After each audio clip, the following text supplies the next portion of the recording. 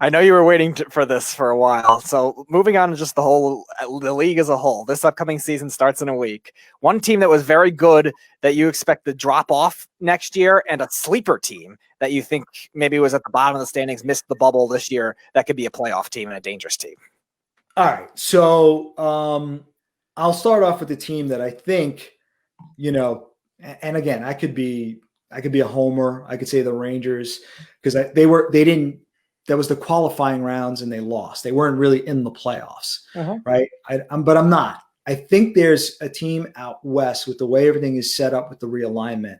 I think the San Jose Sharks, they looking at that team, they just fell apart. And you go, how does a team with Brent Burns, Erik Karlsson, Timo Meier, and they've got good players, Thomas Hertl. I totally can see them making the playoffs, especially the way that that West division is weak. I think they could be one of the top four. There's my sleeper. Now, if I have to pick, I can't wait for Errol to enjoy this one, but if I do have to pick one team that had a very good season last year and not make it, I would say it's the Islanders, right? They went to the conference finals. I think they did so mostly. First off, they play a great team game. You cannot take away what Barry Trotz has done and the fact that they all buy in and play a system. That's huge. And in a tournament like the Stanley Cup Finals, you have all your players bought in and putting in 110%, and you could do things. They just eventually played a much better hockey team in the Tampa Bay Lightning, who won the Cup. And so simple as that. I think it's the Islanders for a multitude of reasons. First off, the Mass Mutual East Division, which I just died at the fact that we have division sponsors. So everyone who thought it was going to stop at helmet decals, you can kiss that goodbye. This is gonna stay. I don't care if they say it's for 1 year. Once you get a taste of the honey, the bear comes back. Anyway, the bottom line is, I think it's the Islanders. I know Barzal's going to sign, so that's not an issue. I do think Varlamov played way over his head. It would be a lot to ask Ilya Sorokin to come in and become the number one goaltender and having to make an adjustment at the same time. I mean, even Shesterkin played in the AHL a little bit. The good thing for them to know is that in the KHL, Sorokin played in arenas that were NHL regulation size. They were 200 by 85. They weren't all Olympic size ice that he was playing on. So that shouldn't be too big of an adjustment. But still, that's a big move. But I do see the Islanders being the team that maybe doesn't make it just because of the way this division is set up with adding you take out the Canes. That's one thing. You add the Sabres. The Sabres are improved. But, you put in the Boston Bruins. You put in the Bruins, you've got the Capitals, and you got the Flyers. 4 teams make it. That's it. 4 teams make it in the division. I just told you 3 that are going to make it, period. Then they're going to have to duke it out with the Penguins, okay? And they're going to have to duke it out with the Rangers. If we're being fair, they're going to have to duke it out with them. The only 2 teams that I don't think have a shot are the Devils and the Sabres, right? They're going to beat up on them, but these are rivalry games, so they're not going to be easy games, especially with the Devils. So I think the Islanders don't make it. I think the Islanders will be the outside looking in. Are they the 5th seed, in the division? That's it. They're out. Do the Rangers have enough offense and goaltending to overcome their defensive issues? It's a 56-game schedule, and the Rangers are the youngest team in the league. That's going to play. So they could do it. Are we going to discount the Penguins? I can't do it. I don't trust the Penguins anymore. I don't think they're a good team. I don't either.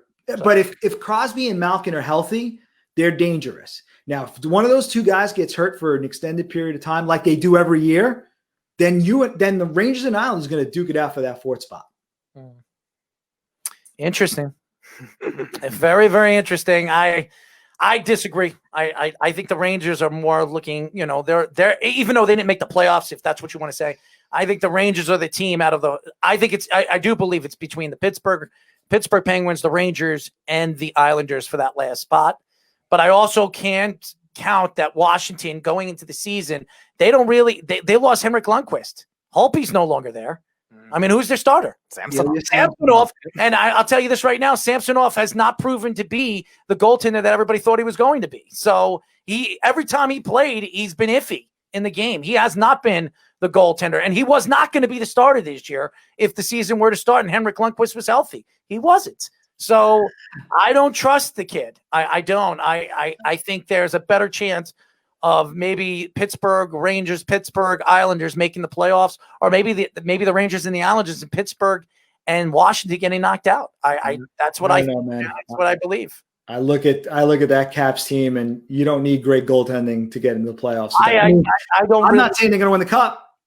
I'm not saying the Caps are a cup contender, but making the playoffs in a 56-game schedule with Alex Ovechkin on your side, and that defense still has John Carlson on it. They added Chara. They're an old team. They are an old team, but have you ever seen Alex Ovechkin hurt? I haven't. No, not him, but everybody else I have. Well, we'll see. I think they get in. The Flyers, to me, are the best team in the division right now. Really? Yes. Interesting. Boston doesn't have Pasternak for a while. That's going to hurt, and that's why I think Philadelphia takes the division. That's interesting. That's interesting because they tend to be a very streaky team year to year. They peaked a lot last year, but they tend to be very on and off. But they finally have the goaltending, so it's definitely possible with that. All right. Well, what happened? Yeah, Vigneault. He's a great regular season coach. Well, that's about it. I mean, thank you. I mean, when you hear Vigneault, that's about it. I mean, when you hear that name, it's just destruction. Did you guys see that magic moment? A Ranger fan set it up, and an Islander fan spiked it. It was beautiful. This magic moment. Oh, man. Anyways, my friend, why don't you tell the fans how they can find you, Anthony? You can read my work at foreverblueshirts.com, at thedailygoalhorn.com. You can follow me on Twitter at the number 4everblueshirts and at dailygoalhorn. So that's it. And this was a good time, guys. I'm surprised I didn't get to ask questions like, Pete, if you could get a hold of Errol with his hands tied behind his back in the dark, what would you do to him? Well, before he does that, my knee would be in his ass. Oh, man. But you want to know something? We really appreciate you joining us. We'd love to get you on again. We'd love to have some fun and get you on. And we love – this was a great interview. We had a lot of fun. We talked a little too much about the Rangers. But all in all, you're a Ranger guy. So it's okay. I don't hate talking about the Rangers because there's a lot to talk about hockey. I think that's a problem with New York sports. I don't think people really give New York hockey enough credit for what it is. And New York hockey has been great. Say whatever you want. The Islanders and the Rangers for the last 4 years have been as good as any team in hockey. I really do believe that. The Islanders, who went to the Eastern Conference Finals last year, had a chance to go to the Stanley Cup. And I believe that if they went to the Stanley Cup, would have won the Stanley Cup against Dallas. I'm sorry. The Dallas Stars. And I was very surprised. See it. Yeah. I agree. Listen, I agree with you. I'm not going to crush the Islanders. I mean, I'm having some fun with you. I mean, you guys are going to have Barzal. I mean, that's happening. Unfortunately, it's not going to be the long-term deal.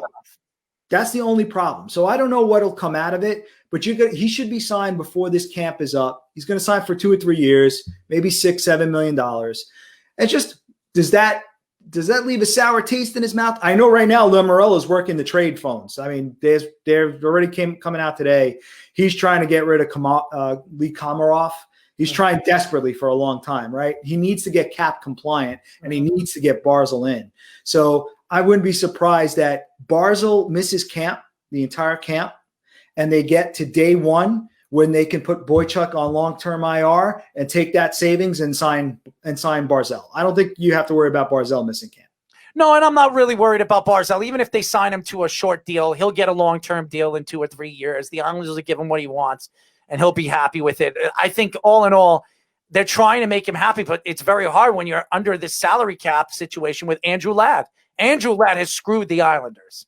That has screwed everything for the Islanders.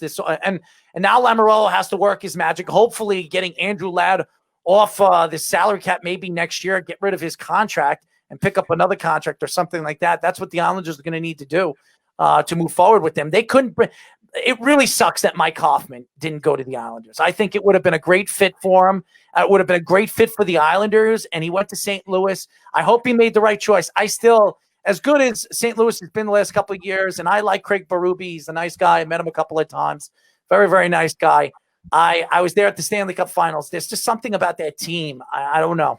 After winning the Stanley Cup, their goaltending was fantastic in the he looked terrible last year.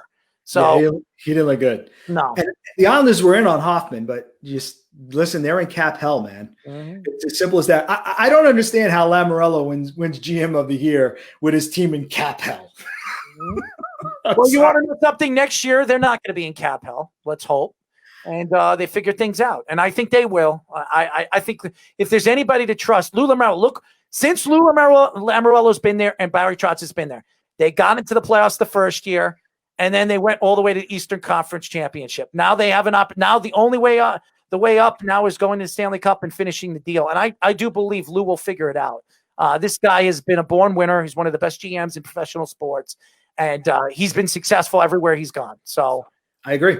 The key is the building in the new arena in Belmont. Mm-hmm. If that is as a big and a great thing, it'll only help them attract people to sign, which has always been a problem for the Islanders, to try and lure in those big free agents. But if they've got a steady home and they've got a really state-of-the-art arena, yeah, man, the Islanders could certainly make some noise, and maybe the Rangers and Islanders are rocking this new Mass Mutual division for years to come. Well, I'll tell you this. I'm looking forward to Dobson this year. I'm looking forward to some of the young defensemen. I was upset that they lost a big key defenseman in the offseason, but I understand why they did it, and they still gained a second-round draft pick for him. So you got a guy at fourth round. He has been a second-line type of defenseman. You're going to get a second-line type of defenseman next year in the second round to fill in that spot that they lost. So I do believe that Lou is trying to figure out ways where it makes it more enticing to come here in the future. They're as far as defense and goaltending, I think that the Islanders are set. I really do believe it. I think they're set. It's the offense. They need to find another offensive option to help out Barzal. I think when they do that, the Islanders are going to be very, very fun to watch, just like all the other teams we've been talking about. I agree with you, man. Look at that agreement. Another magic moment. Oh, this magic moment. It took only 40 minutes, so we finally got there. Anyway, Ant, thank you for joining us. We'll definitely get you on again. We really appreciate you joining us. All right, looking forward to it, boys. This is fun. Thank you.